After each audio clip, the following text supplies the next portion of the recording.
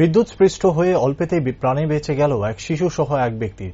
বিদ্যুৎস্পৃষ্ট হয়ে গুরুতর আহত অবস্থায় দুজনকে গন্ডাছড়া মহকুমার হাসপাতালে পৌঁছায় মহকুমার দমকল কর্মীরা।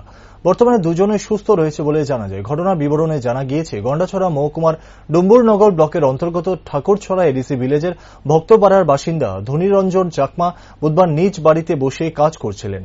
ঠিক সেই সময় বাড়িতে অন্যান্য ছেলে মেয়েদের সঙ্গে খেলা করছিল ধনীরঞ্জন চাকমার নিকট আত্মীয় 10 বছরের সুসেন চাকমা।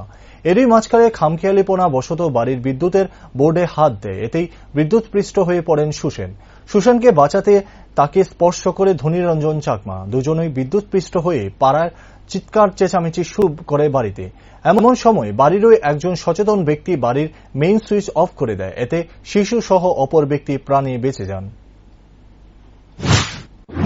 আমরা প্রায় 1টা বাজে কল পাইছি বক্তপাড়া ঠাকুরছড়া বক্তপাড়া কারেন্ট শর্ট সার্কিট বলে দুইজন।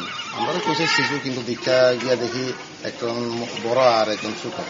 দুজনের নাম হচ্ছে ধনীরঞ্জন চাকমা, বয়স হয়েছে 45, আর সুসেন চাকমা বয়স হয়েছে 10। এই দুজনকে আমরা এখন জিএনকে হসপিটালে বিদ্যুৎ শক খাইছে। বিদ্যুৎ নিজ বাড়ি তো নিজ বাড়ি। এখন তারা হসপিটাল তারা হসপিটাল অ্যাডমিট।